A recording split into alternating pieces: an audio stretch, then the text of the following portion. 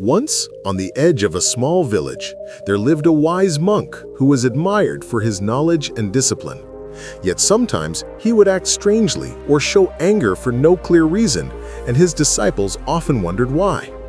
The monk often sent his students to travel from place to place to gain lessons that books could never teach. One day, he called a young disciple and said, "True wisdom is not gained by staying in one place. Go and travel. Observe life, face hardships, and return to me after 1 year," he instructed, and the disciple bowed respectfully. For a whole year, the disciple wandered through many villages, living simply and carefully observing people. He saw how difficult life could be outside the peaceful hermitage, learning lessons from everyday struggles. After 1 year, he returned to his master, who asked, "So, you are back. Have you gained wisdom?" The disciple humbly replied, "Yes, master," and the days passed quietly at the hermitage. One morning, villagers walked past carrying a dead body toward the cremation ground, and the monk watched silently. Then the master said, "Someone has died. You have spent a year searching for wisdom. Find out where this person has gone." The disciple was stunned and thought, "How could I possibly know that?" But he could not refuse the master's order. He followed the funeral procession and stayed at the cremation ground until the body was burned, meditating for hours. Yet no answer came, and in the evening he returned disappointed to the hermitage. The master asked, "So, did you find out where the soul went?" The disciple lowered his head and said, "I could not know." The master became angry, saying, "You have wandered for a year and learned nothing. Leave until you can answer my question." Heartbroken and ashamed, the disciple left again, determined to find an answer, but no one could tell him. Months later, tired and hungry, he reached the outskirts of another village and rested in a small garden next to a house. He did not know the house belonged to a woman who earned her living as a prostitute, but he was too tired to care.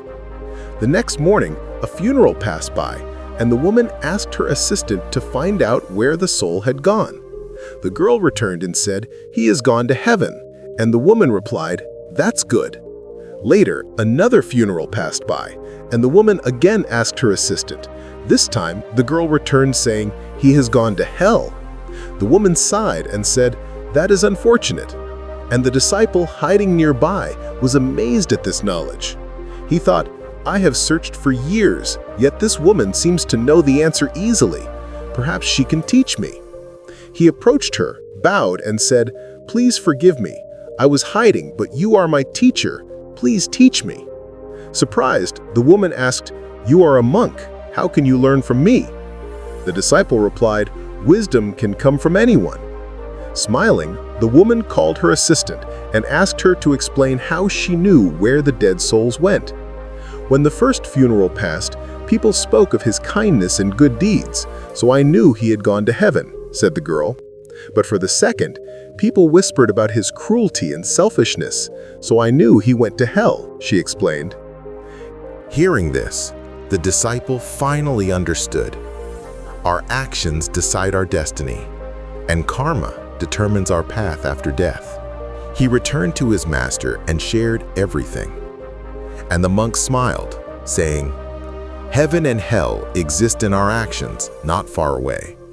If you live with kindness, honesty, and compassion, your life and afterlife become peaceful and happy," the master said.